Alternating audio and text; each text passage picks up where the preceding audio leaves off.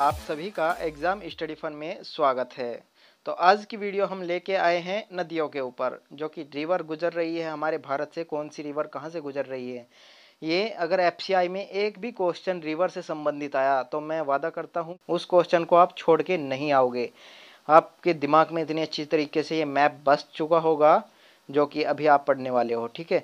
तो एफसीआई में अगर एक भी क्वेश्चन आया आप नहीं छोड़ के आओगे। और कोई भी एग्ज़ाम, किसी भी एग्ज़ाम में अगर नदियों से रिलेटेड, रिवर से रिलेटेड कोई भी क्वेश्चन आया तो आप बहुत अच्छी से उसको कवर कर लेंगे और कुछ ही सेकंडों में आप उसका आंसर देखते ही दे दोगे। तो आज की वीडियो को शुरू करेंगे दीपक सर। तो दीपक सर आज आपको पढ़ाएंगे और उनकी वीडियो को देखना। और अगर आपके एक बार समझ में नहीं आई तो वीडियो को 2 बार देखो, 3 बार देखो, 4 बार देखो, लेकिन वीडियो को ऐसे देखो बिल्कुल समझ के, बिल्कुल ध्यान लगा के वीडियो को देखना है। ऐसे नहीं कि देख ली और छोड़ दी, ठीक है। बिल्कुल अपने मन में एक एक बात बैठा लेनी है। इस नक्शे के थ्रू, मैप के थ्रू आपको सारी बातें समझाई जाएगी।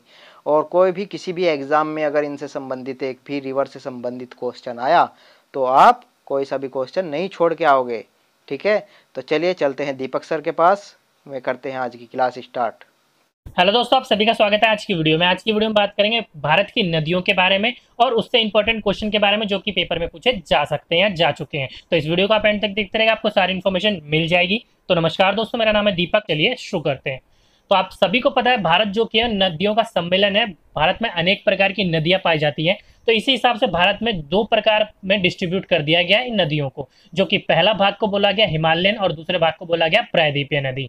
तो हिमालय नदी देखिए वो नदी होती है जो कि हिमालय से निकलती है, तो उसको हिमालय नदी बोला जाता है। और प्रायद्वीपीय नदी वो होती है जो दक्षिण भारत की तरफ निकलती है, उसको प्रायद्वीपीय नदी कहा जाता है। ओके, तो हिमालय देखिए आपको पता भी होगा जो कि इस तरफ से यहाँ से लेके ये आपकी जो वैलीज है वो हिमालय की ये वाली है। ओके, तो ये तीनों जो वैली है वो आपकी हिमालय में गिनी जाती है। तो यहीं पर एक तिब्बत के इलाके में एक इलाका पड़ता है मानसरोवर। ओके, और एक बात यहाँ पर भी ध्यान रखिएगा, जो भारत को 2 भागों में डिस्ट्रीब्यूट करते हैं, यानी कि नदी जो की है वो छोटी नदी जाकर किसी न किसी सागर या बड़ी नदी से जाकर मिलती है।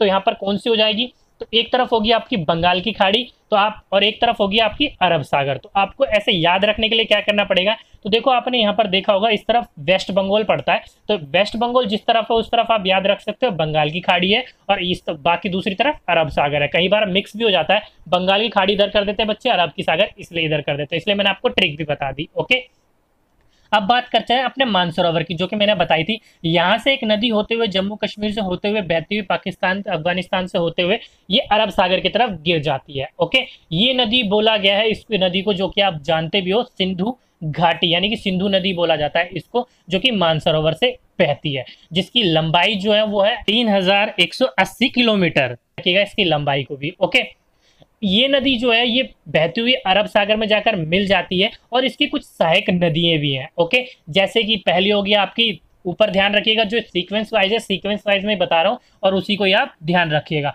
पहले आपकी सहायक नदी होगी झेलम, दूसरी होगी चिनाब, तीसरी होगी रावी, चौथी होगी आपकी व्यास और पांचवी होगी आपकी सतलुज। तो इसी लाइन में आप ध्यान रखिएगा। अगर आपसे पूछ सकते हैं ये प्रश्न कि सिंधु घाटी या सिंधु नदी की सहायक नदियां कौन कौन सी है, क्रम अनुसार लगाइए, तो क्रम उनका यही होगा, झेलम आपका जो मैंने आपको क्रम बताया, झेलम, चिनाब, रावी, व्यास और सतलुज। तो ये ध्यान रखिएगा इसका क्रम। ओके, और एक आपसे यहां से ये पूछा जा सकता है कि सतलुज नदी पर कौन सा बांध बनाया गया है, जो भारत का सबसे ऊंचा बांध है। ध्यान रखिएगा, अगर आपसे ये पूछा जाए भारत का सबसे ऊंचा बांध किस नदी पर है, तो वो सतलुज नदी पर है, जो कि भांगलवाड़ा बांध कहा जाता है इसको। ओके, तो यही जो बांध है वो सतलुज नदी पर बनाया हुआ है।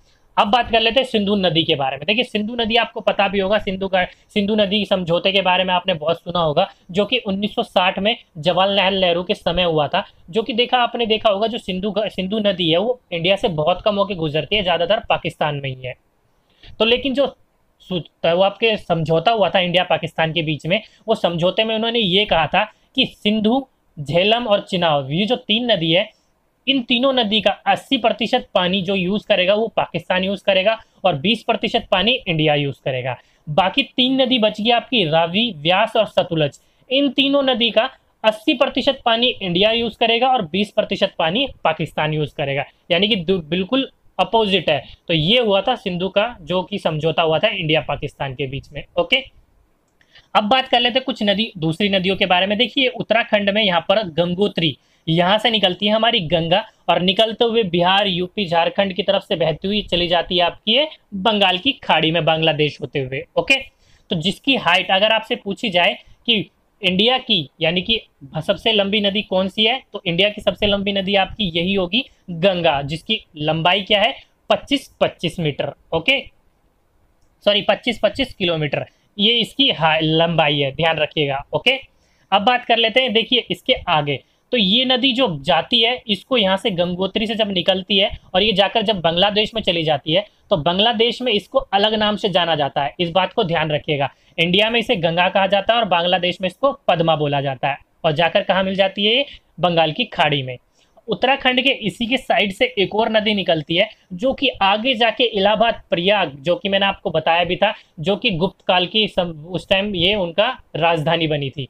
तो ये नदी यहाँ से निकलकर प्रयाग, इलाहाबाद में जाकर गंगा के साथ मिल जाती है। ओके, और इसकी जो लंबाई है वो 1310 किलोमीटर है, ध्यान रखिएगा। यमुना आगे जाकर ये यमुना के साथ मिलकर ये भी यानी गंगा के साथ मिलकर ये भी जाकर कहां पर चली जाती है, वो बंगाल की खाड़ी में। ओके, अब बात करते हैं मानसरोवर। मानसरोवर के पास से यानी कि जो मैंने आपको बताया था सिंधु नदी निकलती है, वहां से एक और नदी निकलती है जिसको बोला जाता है तिब्बत में सापो, जो कि यहाँ से बहती हुई अरुणाचल प्रदेश से अंदर होती हुई यहाँ से आपकी बांग्लादेश में जाकर बंगाल की खाड़ी में मिल जाती है। जो कि आपको देखिए ये जो मानसरोवर से जब ये नदी निकलती है, जब इसको बोला जाता है तिब्बत में सापो, जिसकी टोटल लंबाई 2900 किलोमीटर है, ध्यान रखिएगा 2900 किलोमीटर है। लेकिन ये जो हिस्सा जब अरुणाचल प्रदेश में घुसता है, जब इसको इंडिया में क्या बोला जाता है, ब्रह्मपुत्र।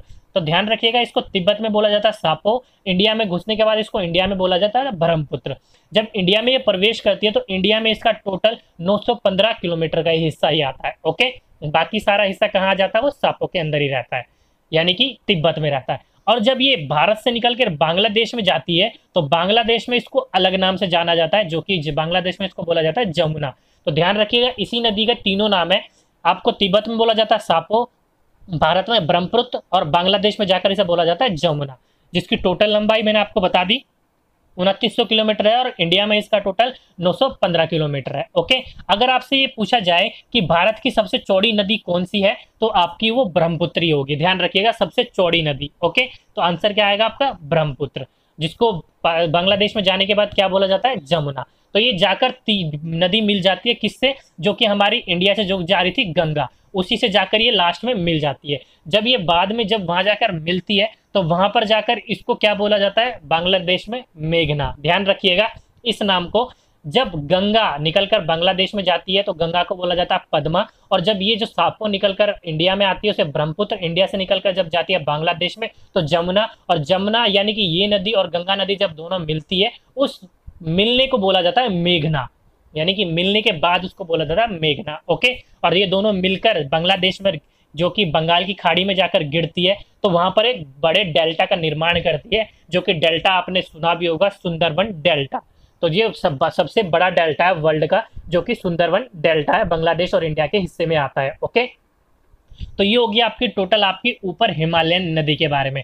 कुछ नदी एक दो और बता देता हूं, जैसे कि यहाँ पर देखो आपकी अरावली है, अरावली पर्वत आपको पता भी होगा, जो कि दिल्ली इस पर स्थित है, और सबसे ऊंची चोटी अरावली की कौन सी है, और रायसेना हिल है, और सबसे प्राचीन पर्वत भी बोला जाता है इसको। और रायसेना हिल पर हमारा क्या बन रखा है, जो कि राष्ट्रपति भवन बन रखा है, मैंने आपको प्रश्न बताया भी था। ओके, यहाँ से एक नदी निकलती है जिसका नाम है लूनी, ध्यान रखेगा, इससे एक क्वेश्चन पूछा जाता है। ये लूनी नदी जब निकलती है, ये ना ही किसी बड़े सागर में जाकर मिलती है, ना ही बड़े किसी नदी में जाकर मिलती है। ओके, ये कच्छ के तल में जाकर लुप्त हो जाती है, ध्यान रखिएगा। आपसे एक प्रश्न यहाँ से ये बन सकता है कि कच्छ के तल में जाकर कौन सी नदी लुप्त हो जाती है, तो वो लूनी नदी है, ध्यान रखिएगा। ओके, ये होगी आपकी सारी ऊपर हिमालयन नदी के बारे में बात। ओके, अब मैंने आपको जो बताया गंगा की सहायक नदी कौन सी है, जमुना, और इसके अलावा बहुत और भी सहायक नदियां हैं, जैसे कि आपके यहाँ पर जो कि ये यमुना, ये गंगा की, जैसे कि आपकी शोक नदी होगी बिहार की, जो कि मैंने आपको बताया था, कोसी, ऐसे करके छोटी मोटी नदियां बहुत है, इस तरह से मिलती हैं, लेकिन उसके बारे में इतने प्रश्न नहीं पूछे जाते, जो मेन थी वो मैंने आपको बता दी। एक नदी और यहाँ से बहती हुई निकलती है जो कि जमुना की, ध्यान रखिएगा, वो जमुना की सहायक नदी है, जो कि जिसको बोला जाता है आप उसको बलवा। ओके, ध्यान रखिएगा, वो यमुना की सहायक नदी है। इसके बारे में इतना विस्तार में नहीं बताऊंगा क्योंकि पूछा भी नहीं जाता। अब बात कर लेते हैं हम प्रायद्वीपीय नदियों के बारे में, जो कि नीचे है। सबसे पहले नदी हम बात करेंगे उन 3 नदियों के बारे में, जो कि यहाँ पर एक राज्य पड़ता है छत्तीसगढ़। वहां पर एक जगह का नाम है अमरकंटक। वहां से 3 नदी होकर तीनों दिशाओं में बहती है, जो कि एक बहती है आपकी पश्चिम की ओर, एक बहती है आपकी उत्तर की ओर, एक बहती है आपकी दक्षिण की ओर। तो पहले बात कर लेते हैं जो कि उत्तर की ओर बहकर आपकी गंगा में जाकर मिल जाती है, जिस नदी का नाम है सोन नदी। ध्यान रखिएगा, आपसे अगर ये प्रश्न पूछा जाए कि अमरकंटक से वो कौन सी नदी है जो उत्तर की ओर बहकर गंगा में मिल जाती है, तो वो आपकी सोन नदी होगा। ओके, और यहाँ से एक नदी और बहती हुई जाकर अरब सागर में मिल जाती है, जिसका नाम है नर्मदा नदी। अगर आपसे पूछा जाए कि वह कौन सी नदी है जो पश्चिम की ओर बहकर अरब सागर में मिल जाती है या फिर पश्चिम की ओर बहती है, तो आपका आंसर होगा नर्मदा नदी। ध्यान रखिएगा। ओके, एक नदी और पश्चिम की ओर बहती है, इसके नीचे से ही बहती है, जो कि आपकी होती है तप्ती। ये भी जाकर अरब सागर में जाकर मिल जाती है। ध्यान रखिएगा। और इन नदी के बीच में एक पहाड़ी पाई जाती है, जिसको बोला जाता है सतपुड़ा की पहाड़ी। तो आपसे अगर पूछा जाए सतपुड़ा की पहाड़ी के इर्द आसपास कौन सी नदी बहती है, तो वो आपसे ऑप्शन में देगा नर्मदा और तप्ती। तो ध्यान रखिएगा, ये नर्मदा और तप्ती जो दोनों है अरब सागर में जाकर मिल जाती है और पश्चिम की तरफ होकर बहती है। और एक क्वेश्चन आपसे यहाँ से एक और पूछा जाता है कि ऐसी कौन सी नदी है जो रिफ्ट घाटी या द्रोणी से होकर बहती है, जो कि जो सतपुड़ा पहाड़ी है ये पर्वत की एक श्रृंखला होती है, जो इसके बीच में वैली होती है, उसको रिफ्ट कहा जाता है या द्रोणी कहा जाता है। तो इसी के बीच से होकर बहती है। तो आपको अगर ये भी पूछा जाए कि रिफ्ट घाटी या द्रोणी से होकर बहने वाली वो नदियां कौन सी है, तो नर्मदा और तप्ती, ये दोनों ही उसका सही आंसर होगा। ओके, ये होगी आपकी प्रश्न की बात। अब बात कर लेते हैं अमरकंटक से जो तीसरी नदी निकलती है, वो नदी निकलकर बहती है आपकी बंगाल की खाड़ी में जाकर मिल जाती है, और उस नदी का नाम है महानदी। ध्यान रखिएगा। और महानदी पर एक बांध बन रखा है, जिसको हीराकुंड बांध भी बोला जाता है, और ये भारत का सबसे बड़ा बांध है। ध्यान रखिएगा, अगर आपसे पूछा जाए कि भारत का सबसे बड़ा बांध हीराकुंड बांध कौन सा बांध है, तो वो हीराकुंड बांध होगा। और कहाँ पर स्थित है, ये उड़ीसा में स्थित है। ध्यान रखिएगा। और पूछा जाए किस नदी पर है, तो महानदी पर है। तो तीनों प्रश्न के जवाब मैंने आपको दे दिए। आपको तीनों में से कुछ भी पूछे तो उसका आंसर ध्यान से दीजिएगा। ओके, यहीं से इसके नीचे एक थोड़ी सी एक नदी और बहती हुई यहाँ से बहती हुई है ताप्ती के नीचे, जो कि आपकी गोदावरी है और जाकर मिल जाती है बंगाल की खाड़ी में, जो कि जिसकी लंबाई है 14 से 65 किलोमीटर। ध्यान रखिएगा, अगर आपसे पूछा जाए कि भारत की दूसरी सबसे लंबी नदी कौन सी है या बड़ी नदी कौन सी है, तो भारत की दूसरी सबसे बड़ी नदी है वो आपकी गोदावरी, जिसकी लंबाई है 1465 किलोमीटर। ध्यान रखिएगा इस क्वेश्चन को। ओके, और आपसे ये पूछा जाए कि दक्षिण भारत की सबसे बड़ी नदी कौन सी है, तो उसका आंसर भी यही होगा, गोदावरी। तीसरा क्वेश्चन, आपका तीसरी नदी यानी कि नेक्स्ट नदी जो कि है प्रायद्वीपीय की, वो आपकी यहाँ कर्नाटक से होकर बहती हुई जाकर मिल जाती है आपकी बंगाल की खाड़ी में, जिसको बोला जाता है कृष्णा नदी। ये भारत की तीसरी सबसे बड़ी नदी है, जिसकी लंबाई 1400 किलोमीटर है। ध्यान रखिएगा इस क्वेश्चन को भी। और ये कहाँ पर जाकर मिल जाती है, ये मिल जाती है आपकी या इस तरफ बंगाल की खाड़ी में जाकर मिल जाती है। इसको बोलते हैं कृष्णा नदी। और एक क्वेश्चन कृष्णा नदी से आपसे ये भी पूछा जा सकता है, क्योंकि कृष्णा नदी पर एक डैम बना हुआ है, यानी कि बांध बना हुआ है, जिसको बोला जाता है नागा अर्जुन सागर बांध। तो नागा अर्जुन सागर बांध किस पर बना हुआ है, वो आपका कृष्णा नदी पर बना हुआ है। तो इस क्वेश्चन को भी ध्यान रखिएगा। ओके, नेक्स्ट बात कर लेते हैं, इसके नीचे एक और नदी जारी होगी और वो भी जाकर मिल जाती है कहाँ, बंगाल की खाड़ी में, जिसको बोला जाता है कावेरी नदी। अगर आपसे पूछा जाए भारत की, यानी कि ये नंबर तो मैं नहीं बता सकता क्योंकि इससे छोटी नदियां और भी हैं और इससे थोड़ी बड़ी नदियां और भी है, तो ये काफी नीचे जाकर मिल जाती है। अगर आपसे पूछा जाए भारत की पहली सबसे बड़ी नदी कौन सी है, तो गंगा, दूसरी गोदावरी, तीसरी कृष्णा, चौथी यमुना। ओके, अब बात कर लेते हैं लास्ट यानी कावेरी, जिसकी लंबाई है 805 किलोमीटर, जो कि मिल जाती है कहां पर, बंगाल की खाड़ी में। और यहां पर अगर आपसे पूछा जाए शिव सुंदरम जलप्रपात कहां पर होता है, तो कावेरी नदी पर ही होता है। और कावेरी नदी से एक क्वेश्चन और बहुत पूछा जाता है कि आपने देखा भी होगा, जो पिछली बार केवीएस का एग्जाम हुआ था उसमें एक क्वेश्चन पुटअप भी हुआ था कि तमिलनाडु और कर्नाटक या फिर आपका कावेरी नदी विवाद किन दो राज्यों के बीच में है। तो ये नदी जो बहती हो कर्नाटक और तमिलनाडु से होकर बहती है, तो कावेरी नदी से जो भी प्रश्न आएगा या कोई भी विवाद आएगा, तो तमिलनाडु और कर्नाटक के बीच में ही दोनों विवाद चल रहे हैं। ओके, अगर आपसे प्रश्न ये आ जाए कि कावेरी नदी के विवाद में कौन से दो राज्य घिरे हुए हैं, तो आपका आंसर यही होगा, तमिलनाडु और कर्नाटक। ओके, तो ये कुछ भारत की नदियां थी, जो कि प्रमुख नदियां आपको मैंने सारी बता दी हैं, जो कि किस तरफ बहती है और क्या क्या होकर बहती है, वो सारे इंपॉर्टेंट आज मैंने इस क्वेश्चन में आपको बता दिए। और एक इंपॉर्टेंट और क्वेश्चन है, अगर आपसे पूछा जाए कि वह कौन सा पर्वत है जो कि जल विभाजक का कार्य करता है, तो मैंने आपको जो बताया था ये अरावली पर्वत, जहां से लूनी निकलती है, अरावली पर्वत ही है जो जल विभाजक का कार्य करता है। ओके, अगर आपसे प्रश्न में पूछा जाए वह कौन सा पर्वत है जो जल विभाजक का कार्य करता है, तो वो अरावली पर्वत है। तो इस क्वेश्चन को भी ध्यान रखिएगा, ये इंपॉर्टेंट क्वेश्चन है। ओके, और दोस्तों कुछ बंदरगाह भी है आपके पूरब और पश्चिम के तट पर, जो कि कुछ मैनमेड है और कुछ प्राकृतिक रूप से बने हुए हैं। ओके, तो दोस्तों आज की वीडियो में बस इतना ही। आपको अगर ये वीडियो अच्छी लगी हो तो नीचे जाके वीडियो को लाइक करना ना भूलिएगा। अगर आपके मन में इस वीडियो के रिगार्डिंग कोई भी सुझाव है, कोई भी डाउट हो, तो नीचे कमेंट बॉक्स में लिखिएगा, मैं आपका रिप्लाई जरूर करूंगा। और आपने इस चैनल को अब तक सब्सक्राइब नहीं करा तो जल्दी से सब्सक्राइब कर लीजिए, क्योंकि मैं आपको ऐसी इन्फॉर्मेशन वाली वीडियोस लाता रहता हूं। तो आपसे फिर मुलाकात होगी नेक्स्ट वीडियो में, जब तक के लिए जय हिंद, जय भारत। I love you. तू भी बोल।